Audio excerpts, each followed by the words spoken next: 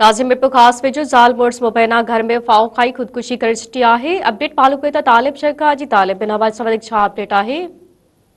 जी ही अफ़सोसनाक वाक़ियो पेश आयो आहे। सिंधड़ी थाणे जी हद हिंगोरनो भरिसां कोली बिरादरीअ जे मुड़स ऐं ज़ाल बणाई घर जी छित में फाओ खाई खुदकशी करे छॾी आहे, जंहिंमें 50 साला राजू ऐं संदसि ज़ाल 45 साला प्रेमी घरू मामले तां काविजी खुदकशी करे छॾी। लाश वाक़े वारे हंधि पियल सिंधड़ी पुलिस वाक़े वारे हंधि पहुची लाश तहवील में वठी मीरपुर सिविल अस्पताल मुंतकिल करे छॾियनि। जॾहिं तव्हांखे इहो ॿुधाईंदो हलां त पोतिन जो जेको आहे पुट केवल मूजिब त मुंहिंजे मामे भीमू ऐं केसू वारनि सां असांजो कुछ अरसे खां मामलो हलंदड़ हो, जिन हिननि खे गुज़रियल राति जेको आहे फोन करे धमकी ॾिनियूं। उन मां ही जेको आहे कावजी ऐं ज़हनी टार्चर ॾिनो वियो, जेका तंग थी हिननि राति खुदकशी कई आहे। जी